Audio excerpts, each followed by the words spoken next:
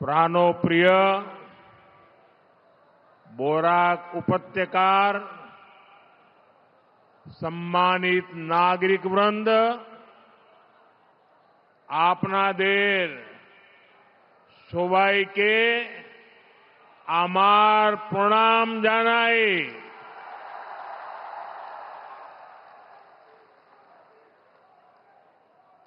राज्य के लोकप्रिय मुख्यमंत्री हिमंता बिस्वा शर्मा जी, केंद्रीय मंत्रिमंडल में मेरे साथी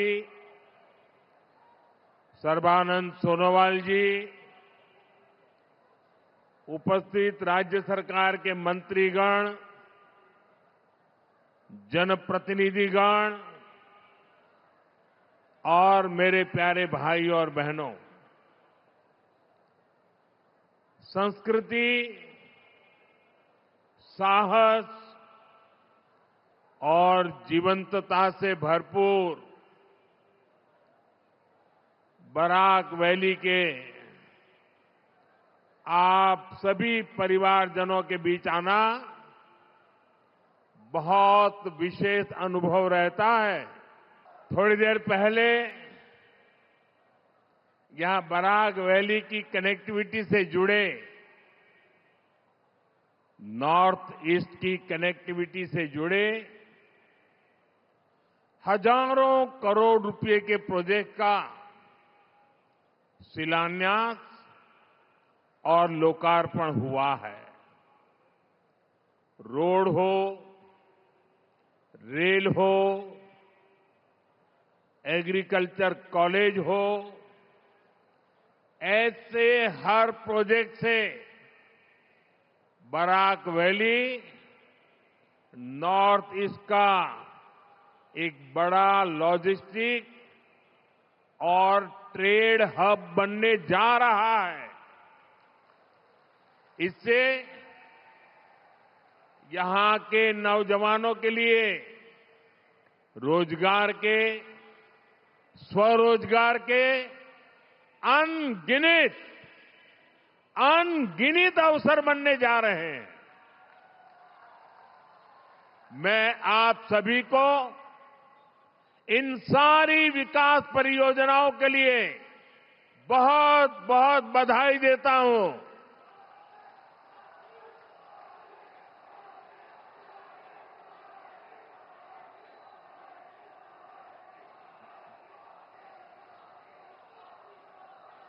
साथियों, आजादी के अनेक दशकों तक कांग्रेस की सरकारों ने नॉर्थ ईस्ट को दिल्ली से और दिल से, दोनों से ही दूर रखा।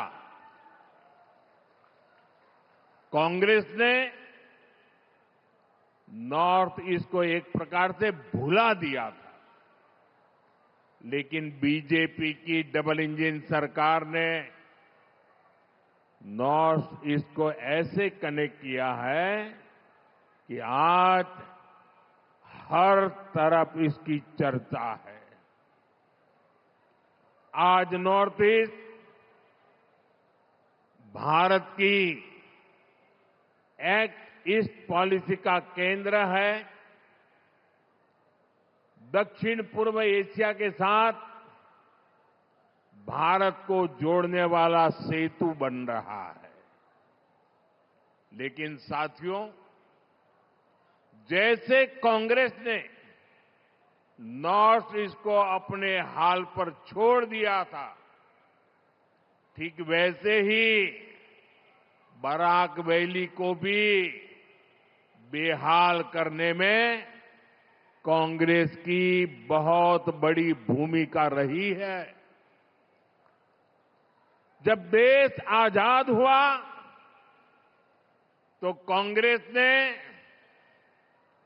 ऐसी बाउंड्री खींचने दी जिसे बराक घाटी का समंदर से संपर्क ही कट गया। जो बराक वैली कभी ट्रेड रूट के रूप में, एक औद्योगिक केंद्र के रूप में जानी जाती थी, उस बराक वैली से उसकी ताकत ही छीन ली गई। आजादी के बाद भी दशकों तक कांग्रेस की सरकारें रही, लेकिन बराक घाटी के विकास के लिए कुछ खास नहीं हुआ। साथियों, बीजेपी की डबल इंजन सरकार इस स्थिति को बदल रही है। हम बराक घाटी को फिर से व्यापार, कारोबार का बड़ा हब बनाने के लिए निरंतर काम कर रहे हैं। आज इस दिशा में एक बहुत बड़ा और अत्यंत महत्वपूर्ण कदम उठाया जा रहा है। आज करीब 24,000 करोड़ रुपए के Shillong Silchar high speed corridor का भूमि पूजन हुआ है। 24,000 करोड़ रुपए। कितने 24,000 करोड़ रुपए। कितने ये जरा कांग्रेस वालों को पूछना, जरा कागज पेन देना और उनको कहना कि जरा कागज पर 24,000 करोड़ लिखो तो कितने जीरो लगते हैं, आएगा नहीं उसको।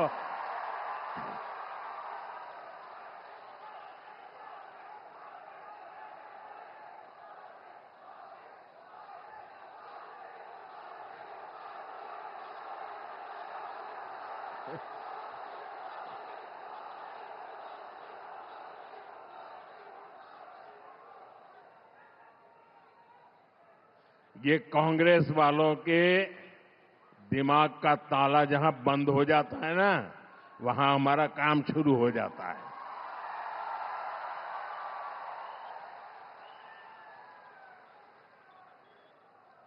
यह नॉर्थ ईस्ट का पहला access control high speed corridor होगा। साथियों, ये सिर्फ एक हाईवे प्रोजेक्ट नहीं है, ये नॉर्थ ईस्ट के लोगों के दशकों पुराने इंतजार का अंत हो रहा है। इस कॉरिडोर से सिलचर, मिजोरम, मणिपुर और त्रिपुरा, ये सब राज्य कनेक्ट होने वाले हैं। इन तीनों राज्यों से आगे बांग्लादेश और म्यांमार है और फिर आगे दक्षिण पूर्व एशिया का विशाल बाजार है। यानी बराक घाटी एक बहुत उज्जवल भविष्य की तरफ जुड़ने का आज शिलान्यास कर रही है।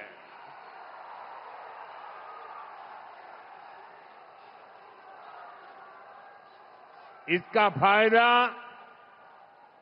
असम सहित पूरे नॉर्थ ईस्ट के किसानों को होगा, यहां के नौजवानों का होगा। इतनी अच्छी कनेक्टिविटी वाले ये सारा क्षेत्र बनने से इस पूरे क्षेत्र में इंडस्ट्री को बल मिलेगा, टूरिज्म को फायदा होगा और सबसे बड़ी बात, हिंदुस्तान का कोना कोना आसानी से आप सबको से जुड़ जाने वाला है। साथियों, आप सभी यहां सिलचर में ट्रैफिक को लेकर भी काफी परेशान रहे हैं। अब सिलचर फ्लाईओवर से ये समस्या भी कम हो जाएगी।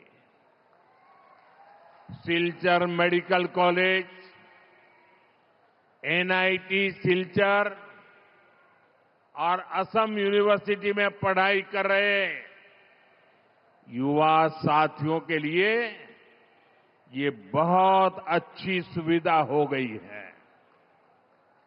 इससे आने जाने में उनका बहुत ही कीमती समय बचने वाला है। साथियों, डबल इंजन की बीजेपी सरकार असम की रेल कनेक्टिविटी पर भी बहुत अधिक काम कर रही है। खासतौर पर रेलवे का बिजलीकरण हमारी बहुत बड़ी प्राथमिकता रहा है। अब असम का 2500 किलोमीटर से अधिक का रेल नेटवर्क अब इलेक्ट्रीफाई हो चुका है। अब यहां भी तेज गति से ट्रेनें चल पाएगी। इससे बराक वैली के स्वच्छ वातावरण को भी फायदा मिलेगा। साथियों, बराक वैली के किसानों और यहां के चाय बागानों में काम करने वाले श्रमिकों का असम के विकास में बहुत बड़ा योगदान है। डबल इंजन सरकार किसानों के कल्याण के लिए निरंतर कदम उठा रही है। कल ही गुवाहाटी से मैंने पीएम किसान सम्मान निधि की अगली किस्त जारी की है। अब तक पीएम किसान सम्मान निधि का देश के किसानों को लाखों करोड़ रुपया और अकेले हमारे असम के किसानों को 20,000 करोड़ रुपए से ज्यादा पैसा असम के किसानों को मिल चुका है। अब आप सोचिए, हमने 10 साल में यहां के किसानों की जेब में 20,000 करोड़ रुपया उनके जेब में दिया है। ये कांग्रेस वालों ने 10 साल राज किया। प्रधानमंत्री तो असम से चुन करके गए थे। उसके बावजूद भी एक फूटी कोड़ी नहीं दी, एक फूटी कोड़ी किसानों को नहीं दी। हमने 20,000 करोड़ रुपया दिया है।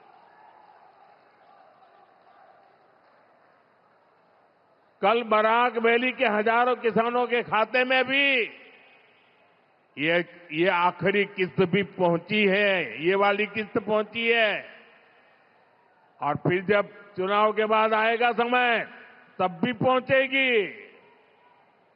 ये पैसा खेती से जुड़ी छोटी छोटी जरूरतों को पूरा करने में मेरे गांव के छोटे छोटे किसान भाई बहनों को बहुत बड़ी मदद कर रहा है।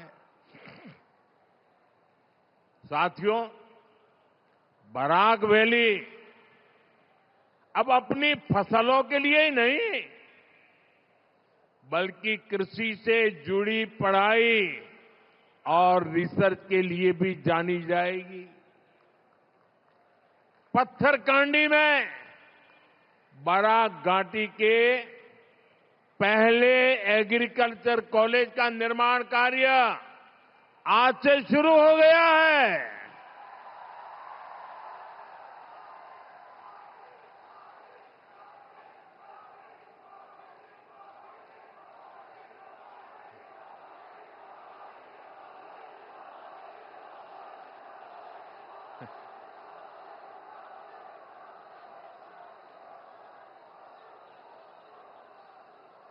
इससे किसानों को तो फायदा होगा ही, यहां के नौजवानों को कृषि स्टार्टअप के लिए सहयोग, समर्थन और प्रोत्साहन मिलेगा। साथियों, भाजपा का मंत्र है, जो विकास की दौड़ में पीछे रह गया उसे प्राथमिकता देना। कांग्रेस की सरकारें बॉर्डर एरिया को देश के अंतिम गांव मानती थी। हम बॉर्डर के गांवों को देश के पहले गांव मानते हैं और इसलिए बॉर्डर एरिया के विकास के लिए कछार जिले से ही वाइब्रेंट विलेज प्रोग्राम का अगला चरण शुरू किया था। इसे बराक वैली के अनेक गांवों में भी सुधार होना तय हो गया है। साथियों, यहां बड़ी संख्या में चाय बागानों में कार्य करने वाले साथी भी हैं। असम सरकार ने चाय बागानों से जुड़े हजारों परिवारों को उनकी जमीन का अधिकार देने का ऐतिहासिक काम किया है। वो इन परिवारों के भविष्य को बदलने की एक बड़ी शुरुआत है।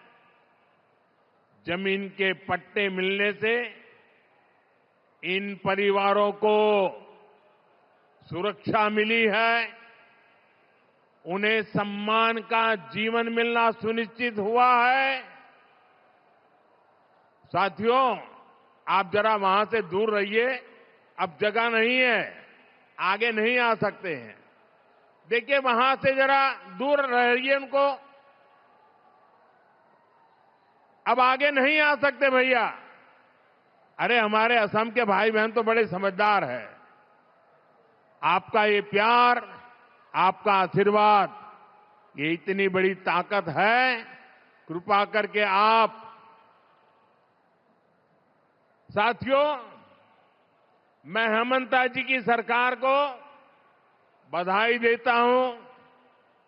चाय बागानों में करीब 200 सालों से सेवा दे रही अनेक पीढ़ियों के संघर्ष को आपने आज सम्मान दिया है।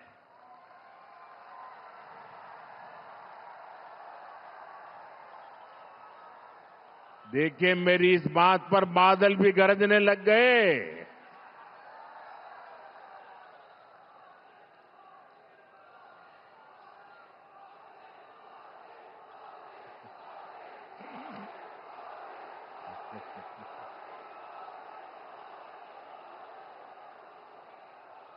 मुझे खुशी है, जिनको पहले की सरकारों ने अपने हाल पर छोड़ दिया था, उनकी सूद बीजेपी सरकार ने ली है। साथियों, ये सिर्फ भूमि पर कानूनी अधिकार का ही मामला नहीं है।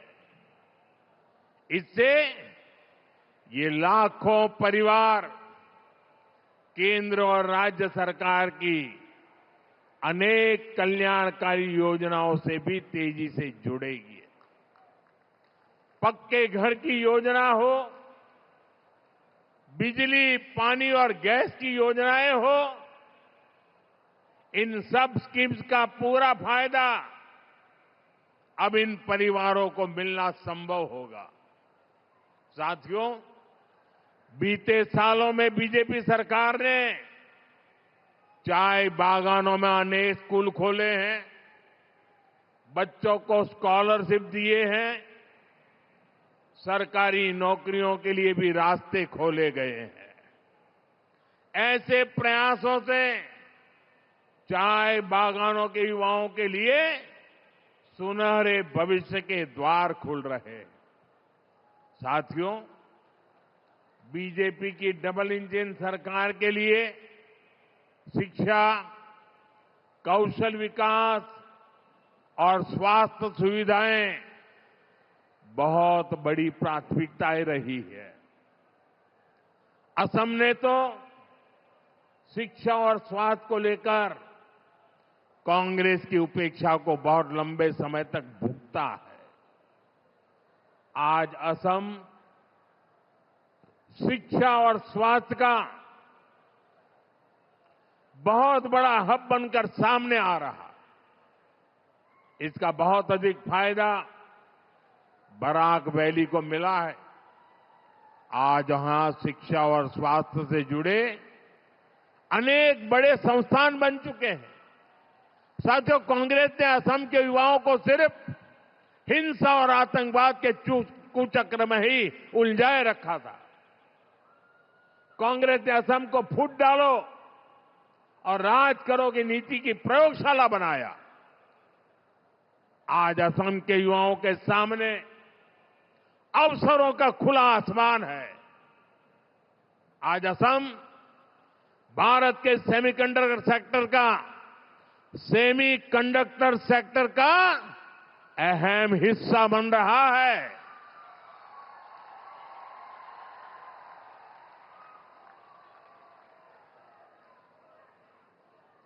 यहां नेक्स्ट जनरेशन टेक्नोलॉजी से जुड़ा इकोसिस्टम और टैलेंट तैयार हो रहा है। यहां आईआईटी और आईआईएम जैसे संस्थान बन रहे हैं। मेडिकल कॉलेज, एम्स और कैंसर अस्पतालों का सशक्त नेटवर्क बन रहा है। शांति और प्रगति का यह नया दौर अनेक बलिदानों और अनेक प्रयासों से आया है। अब ऐसी हर ताकत को मुंह तोड़ जवाब देना है जो असम को पुराने दौर में धकेलने की कोशिश करती है।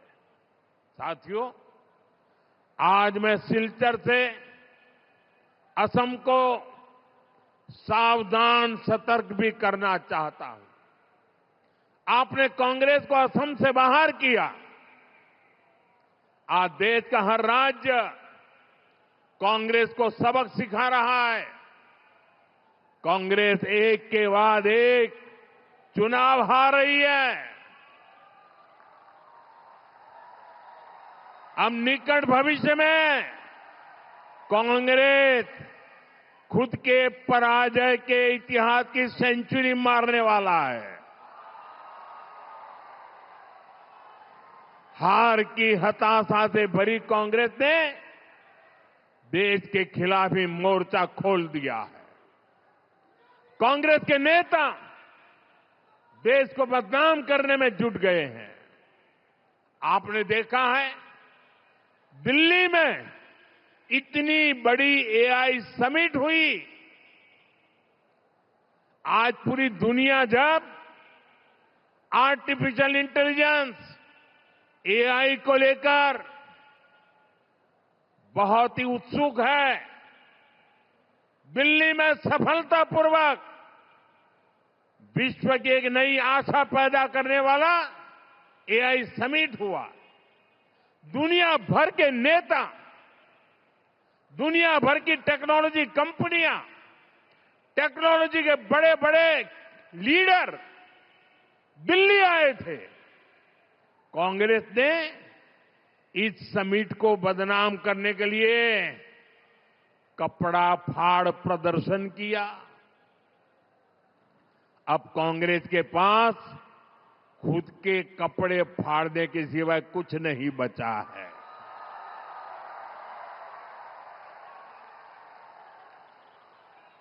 पूरे देश ने कांग्रेस के इस भोंडे और भद्दे प्रदर्शन की आलोचना की। लेकिन दिल्ली में जो कांग्रेस का शाही परिवार है, वो इस कांड को भी अपना मेडल बता रहा है। देश को बदनाम करने वालों की वाहवाही कर रहा है। ऐसी कांग्रेस जो देश की विरोधी हो, वो किसी राज्य का भला नहीं कर सकती। वो असम के युवाओं का कभी भला नहीं सोच सकती। साथियों, आजकल दुनिया में चारों तरफ और हमारे तो अड़ोस पड़ोस में ही युद्ध के हालात, और आप सब भली भांति युद्ध की क्या भयानकता है वो रोजमर्रा देख रहे हो। युद्ध से जो स्थितियां बनी है, हमारी सरकार उससे निपटने के लिए हमारे देश के नागरिकों को कम से कम मुसीबत आए, इसलिए हो सके उतने सारे प्रयास कर रही है। हमारा प्रयास है कि देश के नागरिकों पर युद्ध का कम से कम प्रभाव पड़े। इस समय कांग्रेस से उम्मीद थी कि वो एक जिम्मेदार राजनीतिक दल की भूमिका निभाए, लेकिन कांग्रेस देश हित के इस महत्वपूर्ण काम में भी फिर एक बार फेल हो गई।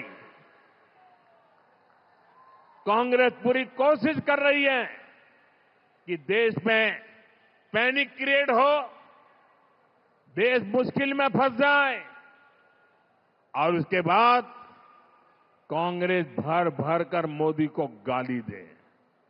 साथियों, कांग्रेस के लिए और कांग्रेस असम के लिए, देश के लिए कांग्रेस का कोई विजन ही नहीं है।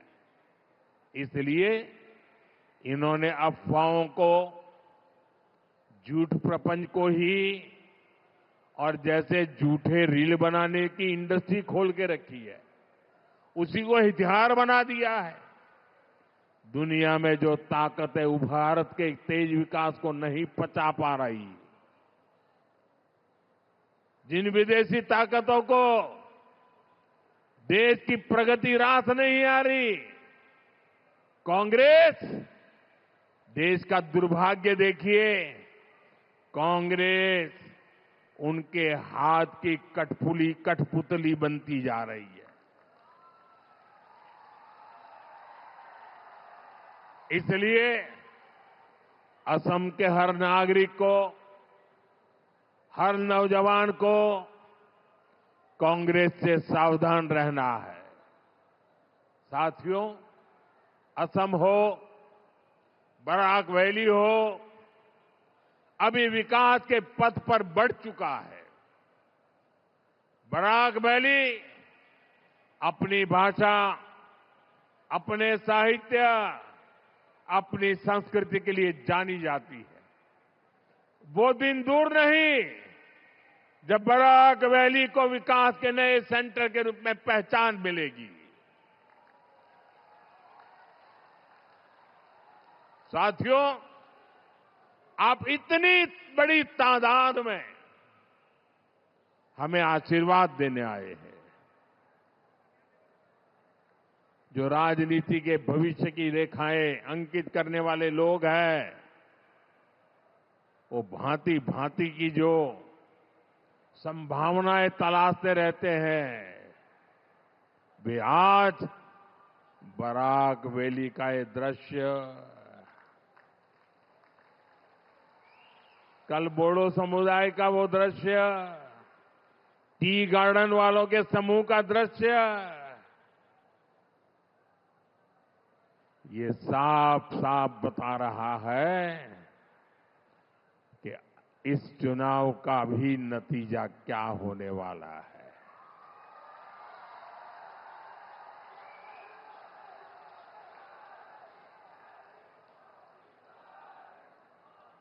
और आप इतनी बड़ी तादाद में आशीर्वाद देने के लिए आए हैं, मैं आपका हृदय से आभार व्यक्त करता हूं और आप सभी को फिर से विकास परियोजना की बहुत बहुत बधाई देता हूं। मेरे साथ बोले भारत माता की